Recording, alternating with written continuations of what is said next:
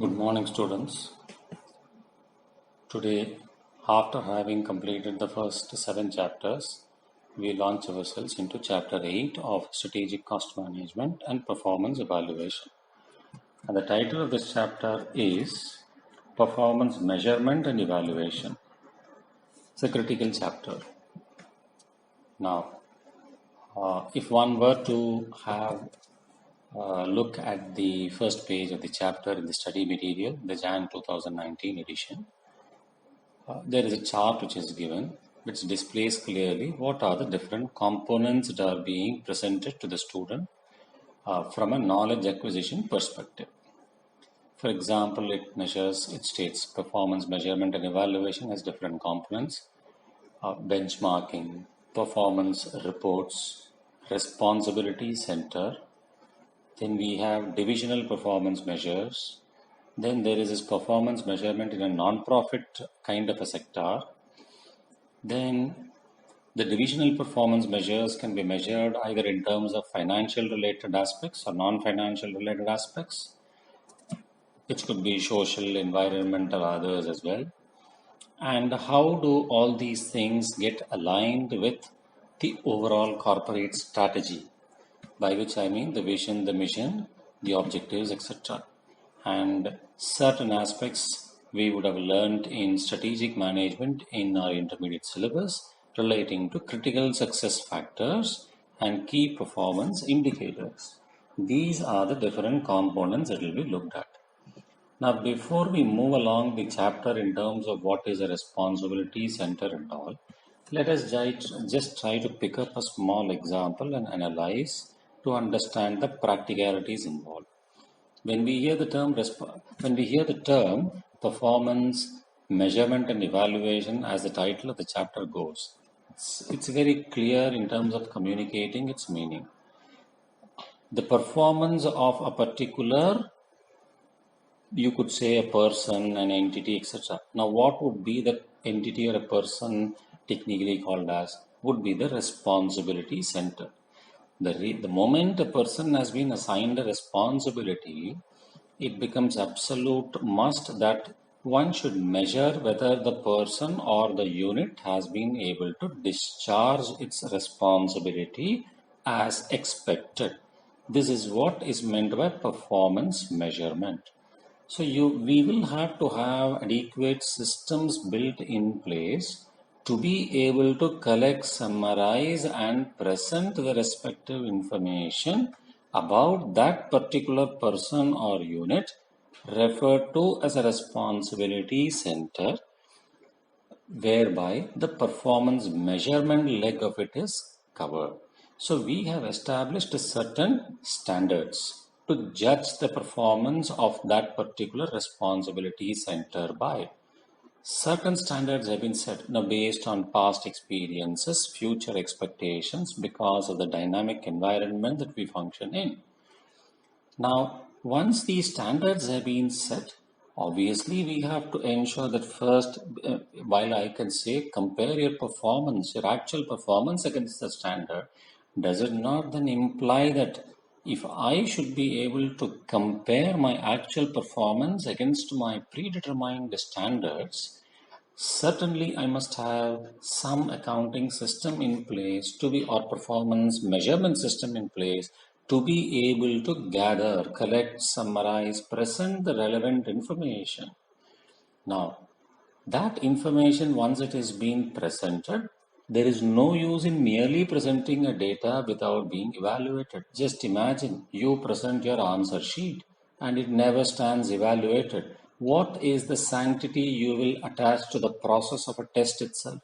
The next time if a test is going to be organized, the students would probably have an attitude of saying, well, we're not very serious about it. Whereas if the evaluation is done promptly, for what? For initiating corrective action, then obviously the stakeholders are highly involved in the entire process and eagerly await such repeats. This is what we notice even in our own lives. Now, as I said to you, let's take a practical example to understand this responsibility center. If you look at the chart, you realize that a responsibility center could either be one among the 4 types. It could be a cost center, A revenue center, a profit center, or an investment center? Now, before I move on, let me just say, for example, that you as a student can also be a responsibility center. Myself as a faculty is indeed a responsibility center. You have the responsibility of actually completing your studies on a timely basis. We have the responsibility as a faculty of completing the syllabus on a timely basis.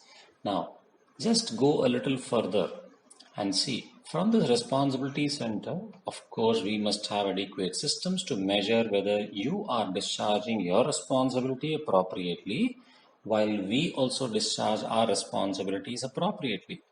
Now, when I use the term whether you and I are discharging our responsibilities appropriately, a question arises.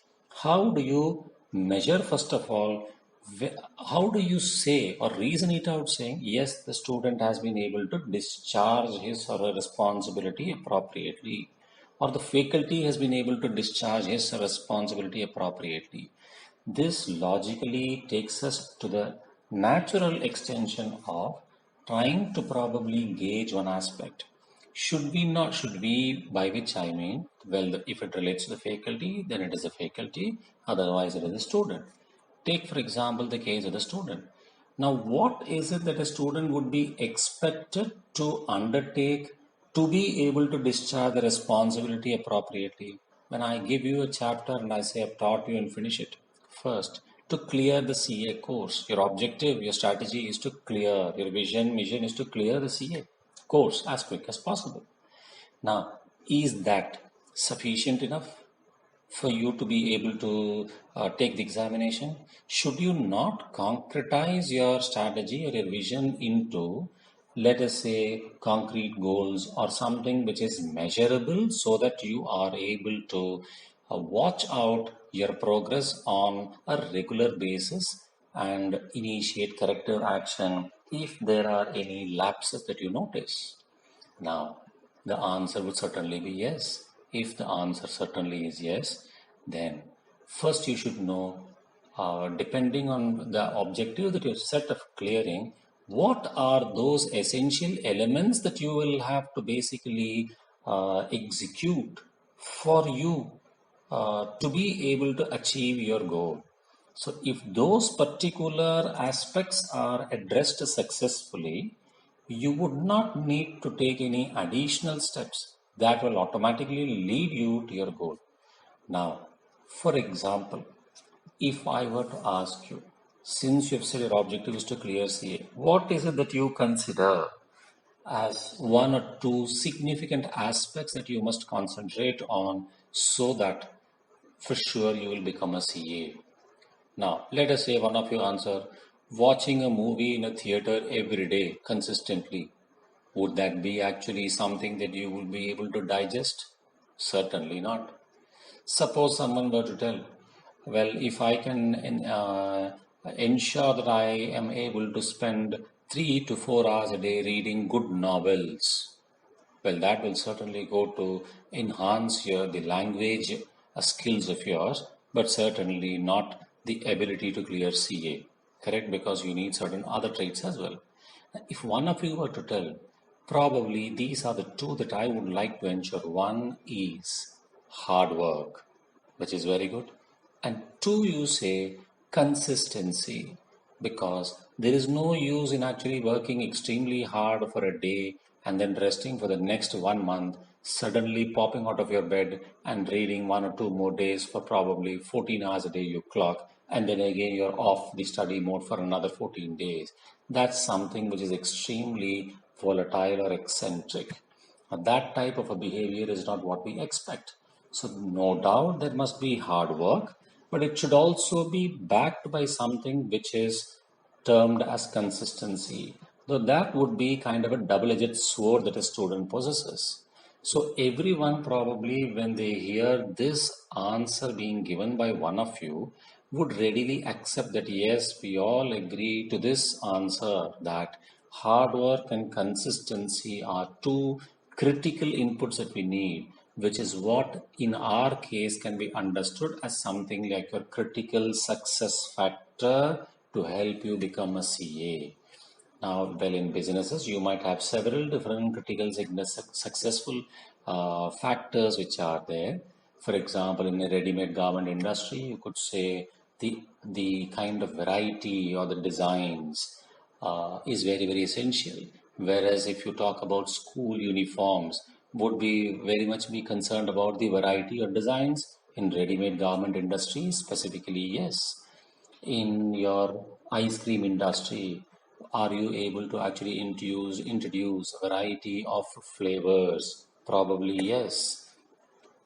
Now, this example has been cited to you only to drive home a fact that your vision or your strategy of becoming a CA will materialize if and only if you have been able to identify the key critical success factors, which should not be many, it should be a few, obviously, correct?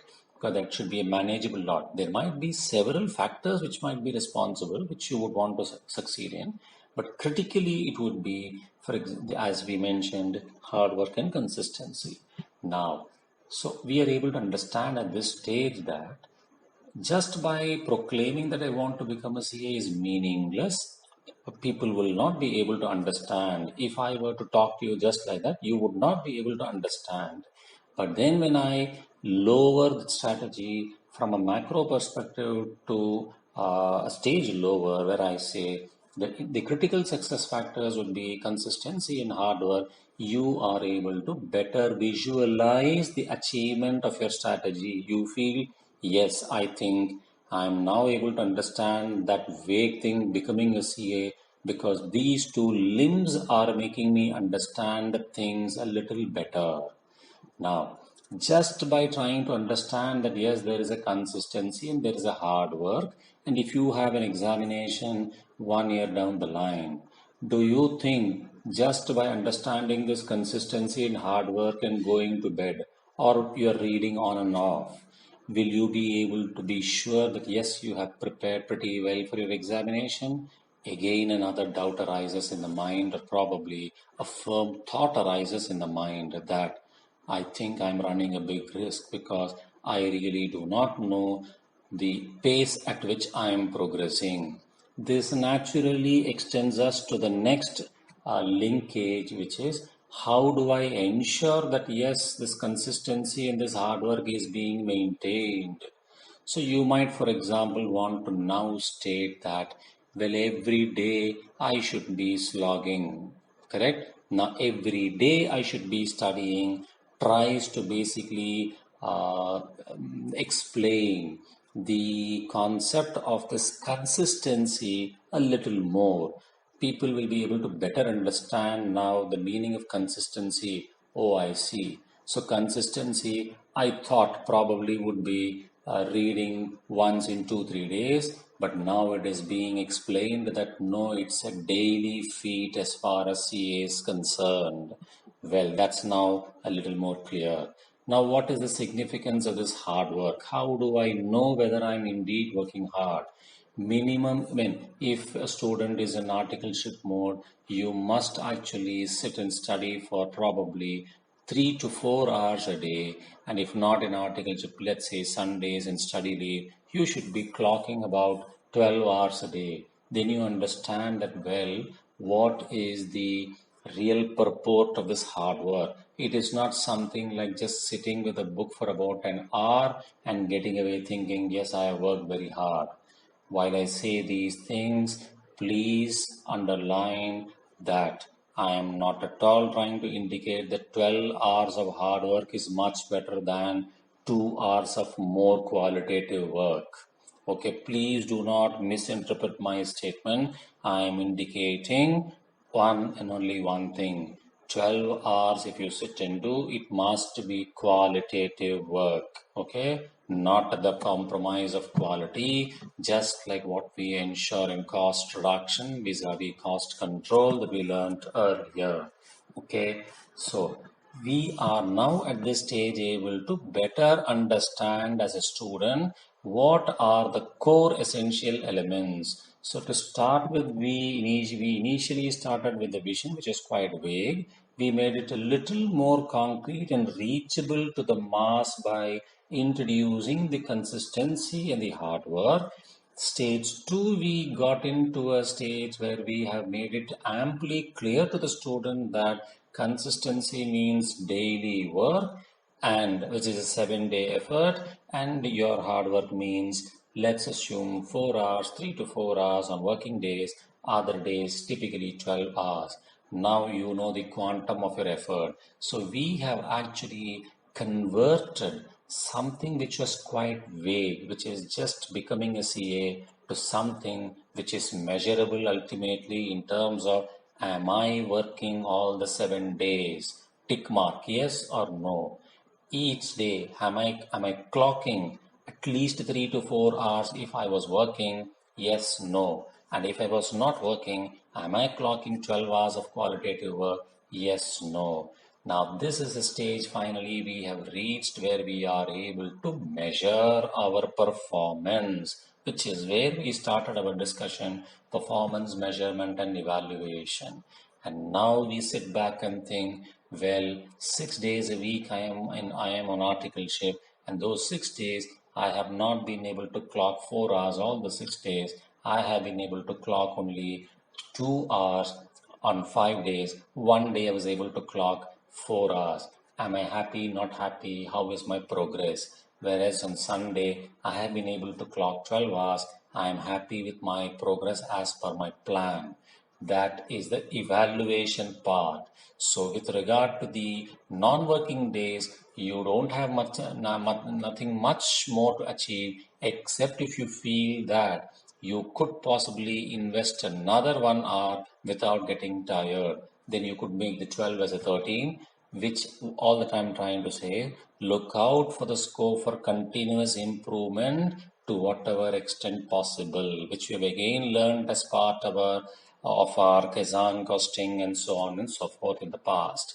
With regard to the other 6 days, which were working days, I said to you, 5 days we have been clocking only around 2 hours. One day we have clocked about, let's say, 4 hours. Therefore, we say on one day, which was a Saturday, I'm happy with my progress, but the other 5 days, I am not functioning at the optimal level at which I thought I should perform. Therefore, now how do I get to know this? Only when I have measured it. Not only measured. Now in this case, since it relates to my own performance, I don't have much to do other than studies. I track my own performance, which means I measure my own performance. I prepare my own performance reports as to whether it is satisfactory, not satisfactory. So I could have lead indicators in my performance. I could also have lag indicators in my performance, LAG. Lead indicators are, I am clocking not 12 hours on Sunday, I am clocking 13 hours, and that too qualitatively. On Saturdays, I'm supposed to clock 4 hours, which I am doing, which is at optimal level. And on the other 5 days, I am lagging behind schedule, lag indicators. Now, obviously, the lag indicators refer to an adverse situation, and I need to significantly work towards improving them, which is the evaluation part. Now, this concept, through this example, I guess I would have driven home the concept very clearly to you about what exactly stands involved in this entire chapter.